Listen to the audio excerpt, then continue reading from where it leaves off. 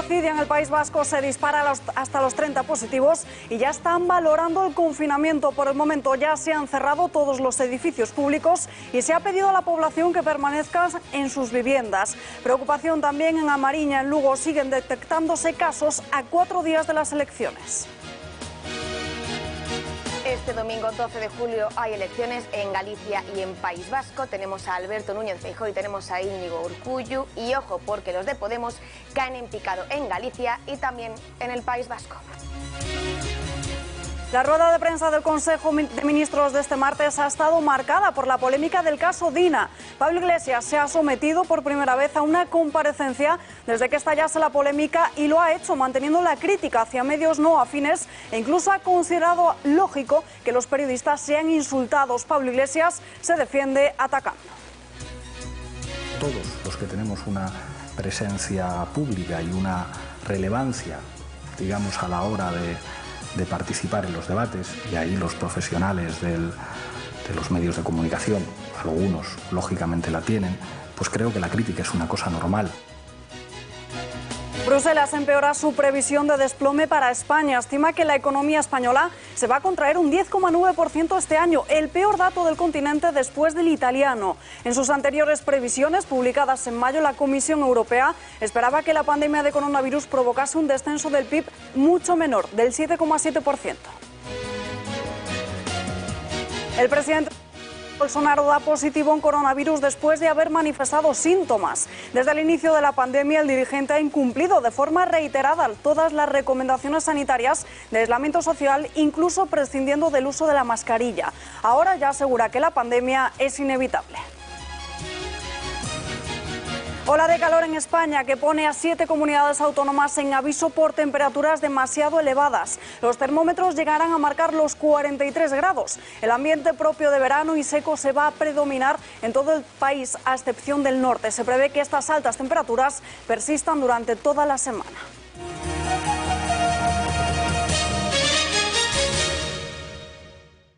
Muy buenas noches, séptimo día del séptimo mes del año y continúan saliendo a la luz diferentes escándalos de Podemos. La formación morada habría articulado su campaña electoral de 2019 en torno a la actuación de las llamadas cloacas del Estado, formadas, según los dirigentes del partido, por policías, políticos y medios de comunicación que trataban de impedir que tras las elecciones generales de 2015 y 2016, la formación que lidera Iglesias pudiese acceder al gobierno mediante un pacto con el Partido Socialista. Según publica el diario El Mundo, la consultora Neurona realizó durante 2019, el año electoral, varios trabajos para Podemos, entre ellos la campaña Las Cloacas del Estado, en la que se expone un organigrama y el modus operandi de los supuestos implicados en la operación para destruir la imagen de Pablo Iglesias y de Podemos. Es decir, que esta consultora chavista habría articulado esa idea de campaña electoral de Podemos.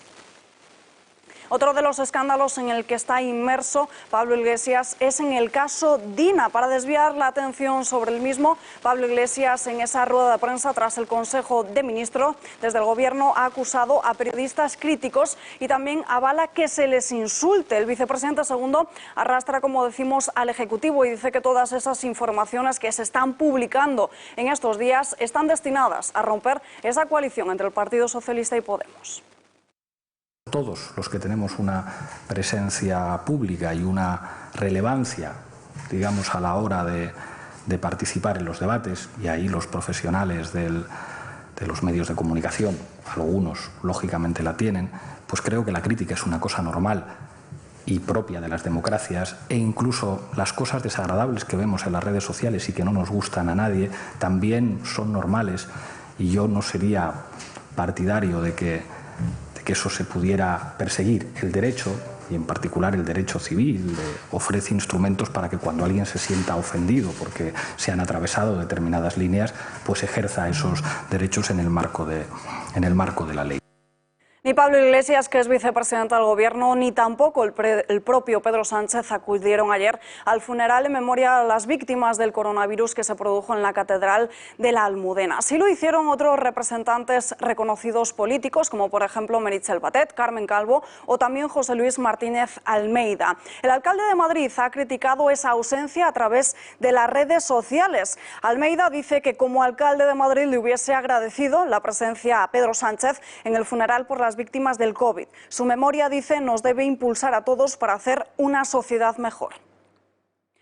Tanto Sánchez como Iglesias sí acudían a otros funerales en otras ocasiones cuando eran candidatos del Partido Socialista y también de Podemos, en otros con víctimas mucho menos numerosas que en esta pandemia del coronavirus, como por ejemplo por esos dos policías que fallecieron en Kabul o también por las víctimas de un terremoto en Ecuador. Seguramente a ambos sí que se les va a ver en ese estado, en la ceremonia de Estado que se ha fechado para el próximo 16 de julio. La ceremonia de Estado es el día 16, con la asistencia de autoridades europeas e internacionales que agradecemos mucho por la honra que significa para nuestro país. Ayer hubo una misa de funeral a la que asistimos quienes fuimos invitados, con mucha deferencia, para hacer también honor a las víctimas que dentro de esa confesión religiosa han muerto.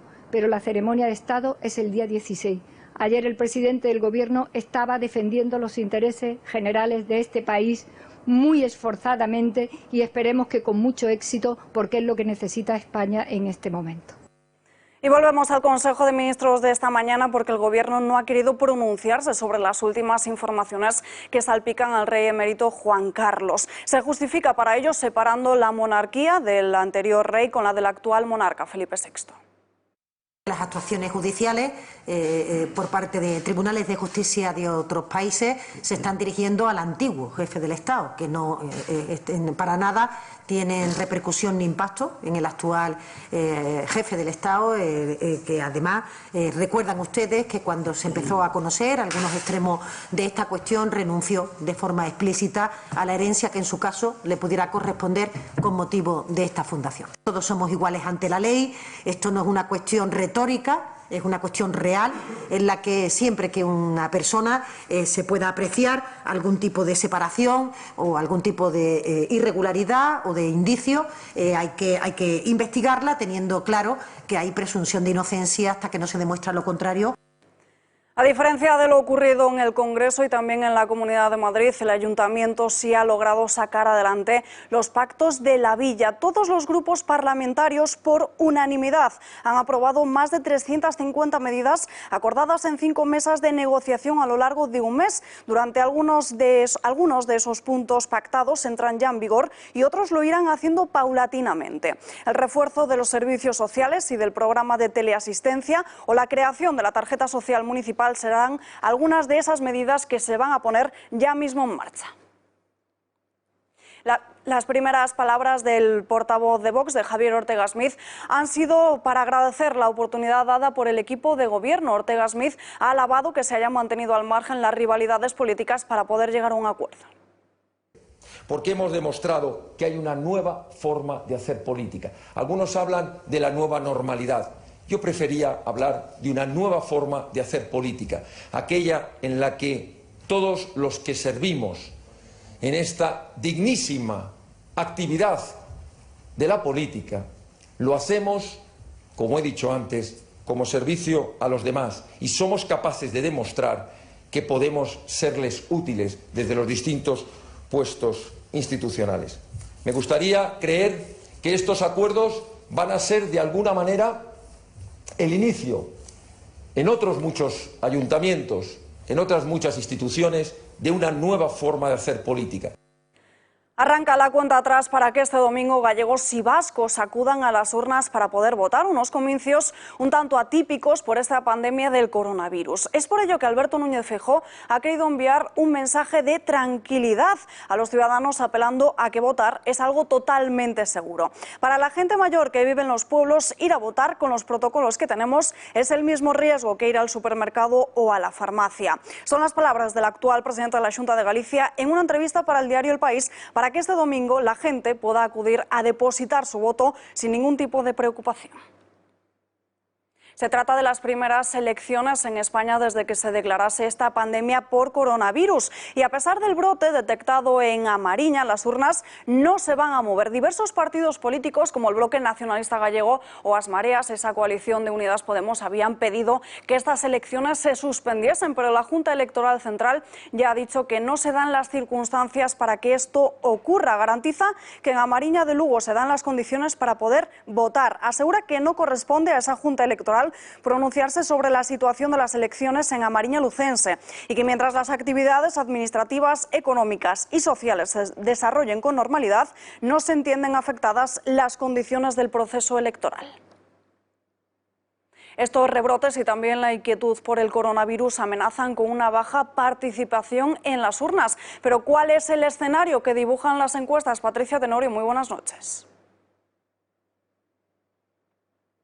Buenas noches, Alba. Este domingo 12 de julio se celebran elecciones en Galicia y en el País Vasco. En Galicia hay un favorito, ya saben quién es, el señor Alberto Núñez Feijóo, el candidato del Partido Popular. Y es que, ojo, porque no solo parte como favorito, sino que podría conseguir ese récord histórico de Manuel Fraga de 4 reelecciones consecutivas con una mayoría más que holgada. OK Diario hoy ha publicado un sondeo junto a Amalgama Métrica, lo van a ver en sus pantallas. Estos son los datos que publican, porque le da 42 escaños a Feijóo, 4 por encima de las mayorías absolutas y 1 más de lo que consiguió en 2016. El PSOE, ahí lo ven también, de Galicia, recuperaría la segunda posición, va a pasar de tener 14 escaños a 17 gracias al hundimiento de Galicia en Común, la marca gallega de Podemos, que parece que pueda caer desde los 14 a los 3, una baja importante, y Vox y Ciudadanos seguirían fuera del Parlamento gallego según esta encuesta. Y dejamos Galicia a un lado para irnos hasta País Vasco, porque Íñigo Urkullu volvería a ser elegido como lehendakari. ¿Cuáles son los datos que le dan este sondeo? El PNV se llevaría el 40,9% de los votos, lo que significan 31 escaños, 3 más de los que tenía hasta ahora. Los nacionalistas necesitarían el apoyo de los socialistas, como ha sucedido durante la última legislatura, que también crecen y pasan de 9 a 11, ven los datos también en sus pantallas. EH Bildu se mantendría como la segunda fuerza política en el País Vasco, CAEN, Podemos y PP y Ciudadanos y Vox lograrían su primer diputado. Los de Podemos también notan una bajada muy importante, no tanto como en Galicia, pero también se hace notar en el País Vasco. Gracias, Patricia. Muy buenas noches. Y uno de los focos que más preocupa actualmente está precisamente en Galicia, en A Mariña. 131 contagios y de los casos detectados en el brote, 121 permanecen activos. 3 se han detectado en las últimas 24 horas. El primer caso de este brote de coronavirus fue detectado el 23 de junio. Desde ese momento el número de positivos aumentó hasta los 131 actuales, aunque 10 de ellos ya han superado la enfermedad. El Sergas asegura que la mayor parte de los infectados son asintomáticos o tienen síntomas leves, mientras que 4 de ellos están ingresados en el Hospital Público de A Mariña. Además, Sanidad investiga la vinculación de otras 2 personas ingresadas en este centro sanitario con el brote. Otro de los focos de los que estamos muy pendientes es el de Ordicia, en el País Vasco. El número de positivos de este foco de coronavirus detectado en esta localidad de Guipúzcoa se ha disparado a 30, lo que suponen 23 contagios más que los registrados ayer. Estos se corresponden con los 14 arrojados por las casi 1000 pruebas de PCR practicadas y a positivos anteriores que en un principio no se vincularon con este brote. Según han explicado desde Sanidad, el paciente 0 del foco provenía de Lérida, donde estuvo unos días antes y donde mantuvo una reunión familiar el 27 de junio en uno de los bares del municipio. El gobierno municipal estaba muy pendiente de 3 bares que se habían cerrado, pero finalmente esos posibles casos de estos 3 locales se han quedado en una falsa alarma. Los trabajadores de los 3 bares que cerramos por precaución han dado negativo.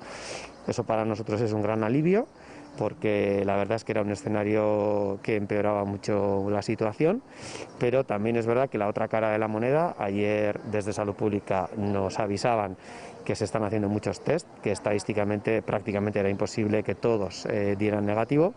No sabemos de qué número de positivos estamos hablando. Y Cataluña se está planteando que el uso de la mascarilla sea obligatoria a pesar de que se pueda mantener la distancia social de 2 metros. Así lo ha confirmado la portavoz del gobierno catalán, Meritxell Budó, en una rueda de prensa tras la reunión del Ejecutivo, asegurando que esa decisión se va a tomar mañana mismo.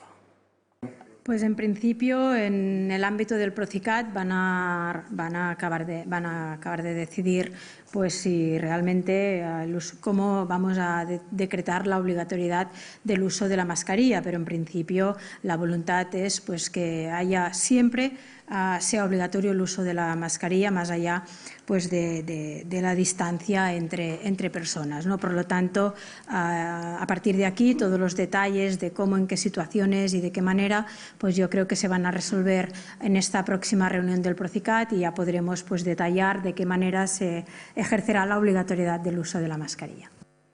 La vacuna de momento no llega y algunos tratamientos que empiezan ya a probarse y otros que siguen en estudio. Las investigaciones y todos estos estudios que se están realizando acerca del COVID-19 están revelando aspectos clave de esta pandemia.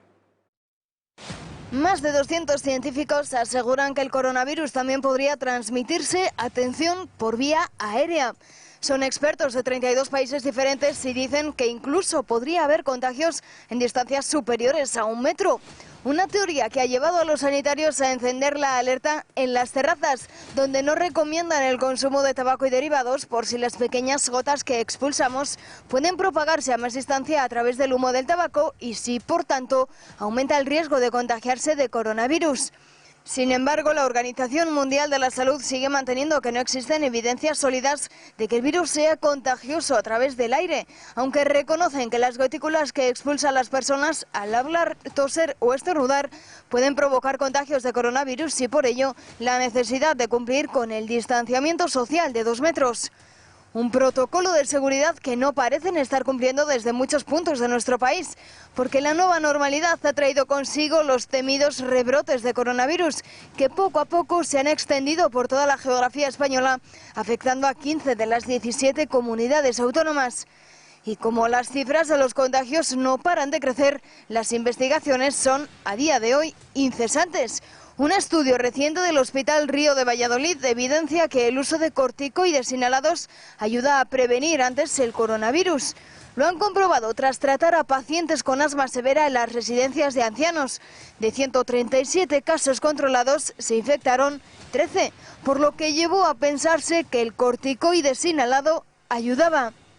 Aunque este no es el único estudio que se ha llevado a cabo en los últimos días, un equipo del CSIC ha desarrollado un test de anticuerpos que detecta la inmunidad frente al COVID-19 con una fiabilidad que ronda el 98%. La prueba serológica, que ha sido bautizada como Kit ELISA, detecta esos anticuerpos y permite saber si una persona ha estado en contacto con el virus y cómo ha reaccionado su sistema inmunitario. ¿Y qué novedades tenemos respecto a los estudios de seroprevalencia? Es otro de los asuntos que analizan con detalle desde el Ministerio de Sanidad. Y es que, aunque el 5,2% de los españoles tienen anticuerpos de COVID-19, hasta un 14% ha mostrado seronegativización. Es decir, un 14% de españoles que dieron positivo en anticuerpos en la primera oleada del estudio han dado, sin embargo, negativo en la tercera oleada. Así que viendo la variación de las cifras tenemos que hacernos una pregunta. ¿Se trata de una pérdida de inmunidad o es más bien una falta de sensibilidad a los test? A pesar de que esta situación de pandemia continúe y de que muchos expertos estén alertando de esa posible oleada en otoño, las administraciones han cerrado 7.000 camas. Así lo ha denunciado el sindicato SATSE a través de las redes sociales, que han hecho pública su queja cifrando en 7.000 las camas de todo el país que no van a estar disponibles a partir de ahora. SATSE ya había reclamado que debido a estas circunstancias especiales se implementase un plan de choque para mejorar la asistencia a posibles casos de coronavirus y así reducir las listas de espera del resto de pacientes. Más duros y más precavidos están siendo fuera de España. En Melbourne, las autoridades australianas han decretado 6 semanas de confinamiento. Tras un rebrote, casi 5 millones de habitantes no podrán salir y deberán confinarse. Se han cerrado las fronteras entre los estados de Victoria y Nueva Gales del Sur, los más poblados y principales motores económicos del país. Precisamente en Vitoria se han registrado más de 2.800 contagios, más de una cuarta parte de los casos totales de Australia. En estos días se van a realizar pruebas masivas para detectar el coronavirus. La pandemia se ha agravado también en Bolivia y de forma más que preocupante, con cuerpos sin vida en plena calle y con hospitales colapsados. Las escenas de ataúdes o cuerpos forrados con plástico negro colocados fuera de las casas es la imagen habitual de los últimos días. La imagen de un cadáver abandonado durante casi un día en plena calle de Cochabamba, una de las principales ciudades del país, ha puesto en evidencia el colapso del sistema sanitario y los crecientes problemas para enterrar o incinerar a fallecidos por coronavirus. El escenario a las puertas de los hospitales también es caótico porque centros de salud dicen no tener ya hueco posible. El país se encuentra en un estado de emergencia desde hace varios meses y 3 dirigentes del gobierno se han contagiado. Después de Estados Unidos, Brasil sufre el peor brote de coronavirus de todo el mundo. Su presidente Bolsonaro ha dado positivo en su 4ª prueba. El presidente brasileño lo ha anunciado personalmente este martes tras conocer el resultado del test que el lunes se realizó ante las sospechas de haber contraído la enfermedad. A pesar de asegurar que tenía 38 grados de fiebre y de sentirse cansado, Bolsonaro ha tratado de quitar importancia a su contagio. Durante los últimos meses había decidido prescindir de la mascarilla y llegó a denominar la pandemia de gripecilla. Y volvemos a España porque el Gobierno está tratando de incentivar la construcción para viviendas de alquiler, suelo público a coste cero. Es decir, que el Ejecutivo sacaría un concurso público, sacaría concurso suelo público para así que constructoras y otras empresas privadas puedan construir viviendas para alquiler social. El Gobierno de la Nación aporta a través de SEPES suelo público, a cambio lo saca a concesión, una concesión que puede durar hasta 75 años, no tiene por qué durar 75 años, pero puede llegar a 75 años en función de la necesidad, de la ubicación, y a través de una licitación las empresas privadas pueden concurrir al uso de ese suelo por ese periodo a cambio de construir viviendas para alquiler social. El batacazo a la economía española será mucho peor de lo que esperábamos. Bruselas ha vuelto a hacer públicas este martes las previsiones de este verano y ha colocado a España a la cabeza de los países que más van a sufrir esas consecuencias económicas. Calcula que el PIB se va a situar en un 10,9%. Hay que recordar que el pasado mes de mayo lo preveía en un 7,7%. Diagnóstico dramático también el que se dio a conocer ayer por la OCDE como consecuencia del desplome del PIB, que llegaría en caso extremo, según algunos expertos, a superar el 14%. Los cálculos de sus analistas indican que la tasa de paro subirá desde el entorno del 14% de cierre de 2019 al 19,2% a finales de este año, en el mes de diciembre. La situación va a seguir deteriorándose en los próximos meses a la vista de que casi 3 millones de trabajadores en mayo estaban acogidos a un ERTE. Hay una segunda hipótesis que predice que esas tasas de paro serán todavía mucho peores.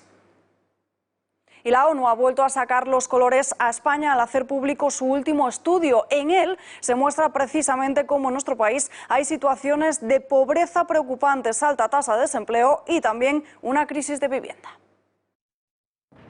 Una 1/4 parte de la población española vive en la pobreza o está en riesgo de exclusión social. Así lo ha advertido este relator especial de Naciones Unidas para la extrema pobreza y los derechos humanos, Olivier de Schutter.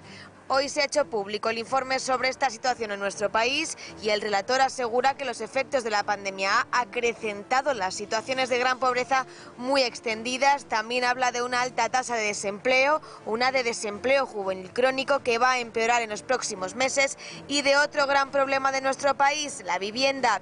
Un mercado encarecido, especialmente en las dos grandes ciudades, Madrid y Barcelona. Alrededor del 48% de la vivienda construida en los 2 últimos meses en la ciudad condal superan un precio de 500.000 euros, una cifra difícilmente abarcable para la mayoría de los hogares. Un informe que para algunos se ha quedado corto y para otros, como el Gobierno, ha sido excesivo. A pesar de no compartir todas sus afirmaciones, nuestro país examinará con atención todas sus recomendaciones. El contenido del informe presentado hoy aquí exige por nuestra parte igualmente alguna aclaración o precisión y por ello España ha formulado una serie de observaciones y hemos solicitado que sean publicadas junto al mismo. Un informe limitado que, según el gobierno, solo refiere a niños pobres, del mundo rural, migrantes, personas con discapacidad, donde ya de por sí esta situación afecta. Entonces, ¿desde cuándo los de Pedro Sánchez eran conscientes de esta situación? Las autoridades españolas en su conjunto son plenamente conscientes de las dificultades que afrontan dichos grupos y desarrollamos acciones concretas para paliarlas. Este estudio tuvo lugar durante 12 días que pasó en España, visitó Galicia, el País Vasco, Extremadura, Andalucía, Cataluña y la Comunidad de Madrid y se reunió con autoridades de las administraciones municipales, autonómicas y estatales, también con representantes de la sociedad civil y miembros del mundo académico y activistas, entre otros muchos. Un informe que al final no ha gustado a unos ni tampoco a otros. Y continúa la intensa agenda de contactos para negociar los fondos europeos de recuperación post-COVID-19. Mañana mismo el presidente italiano, el primer ministro italiano Giuseppe Conte va a aterrizar en España y va a mantener una reunión con el presidente Pedro Sánchez. El socialista considera imperativo que los 27 alcancen un acuerdo sobre el fondo de recuperación este mismo mes de julio, aunque asume que tal vez no sea posible lograrlo en el próximo Consejo Europeo de los días 17 y 18. Conte y Sánchez van a intentar defender una posición conjunta frente a los mensajes tan poco alentadores que llegan de Bruselas. Las previsiones de los principales organismos internacionales estiman que Italia y España van a ser los países más castigados por la crisis económica de la pandemia.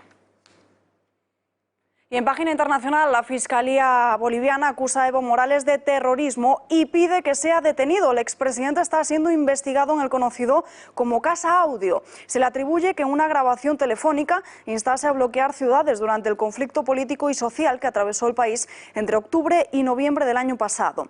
Ahora mismo se encuentra en Argentina y este caso comenzó a investigarse el pasado 20 de noviembre, después de que el ministro del Gobierno de la Administración interina de Yanín Áñez publicase este escándalo. En ese momento, el Gobierno presentó los cargos de sedición, terrorismo y financiamiento de terrorismo y dos fiscales pidieron que se tuviese a Morales y se lo llevasen a comparecer ante la Fiscalía. Alerta por calor, 7 comunidades están en alerta por altas temperaturas en España hasta los 43 grados. Según detalla la Agencia Estatal de Meteorología, los avisos de nivel naranja van a alcanzar a toda la comunidad de Extremadura, donde los termómetros escalarán hasta los 42 grados en puntos de Badajoz y los 41 en Cáceres, al igual que en la campiña sevillana y cordobesa y el Valle de Guadalquivir en la provincia de Jaén. En aviso amarillo permanecen las zonas de Cataluña, Aragón, Castilla y León, toda la Comunidad de Madrid, la zona occidental de Andalucía y prácticamente toda Castilla-La Mancha. Se prevé que estas altas temperaturas persistan hasta el próximo martes.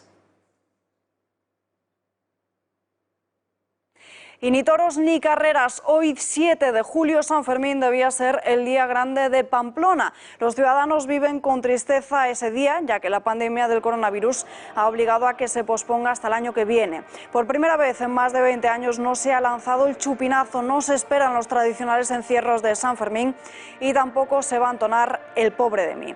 Anteriormente se habían suspendido por el asesinato a manos de ETA del concejal de Ermua, de Miguel Ángel Blanco. Únicamente en 4 ocasiones estos Sanfermines se han llegado a cancelar y este año 2020 se ha tenido que hacer por esta tragedia sanitaria, por esta emergencia sanitaria del coronavirus y se ha tenido que posponer hasta dentro de un año. Hasta dentro de un año no vamos a ver esas imágenes de toros por las calles. Calles prácticamente vacías, aunque sí hemos podido ver algunos fieles. Muchos de estos ciudadanos han salido hoy a las calles y lo han hecho como marca la tradición, ataviados enteros con un conjunto blanco, vestidos de blanco y con ese pañuelo rojo al cuello. Hoy, eso sí, no han tenido que correr ni tampoco han tenido que evitar las astas de los toros. Solo necesitaban protegerse con una mascarilla y con el distanciamiento social que tan necesario es en esta pandemia. Muchas celebraciones están siendo canceladas por esta pandemia del coronavirus. No es la primera y seguramente tampoco será la última. No hay tiempo para más, les dejamos ahora sí con la inmensa minoría. Gracias por acompañarnos y muy buenas noches.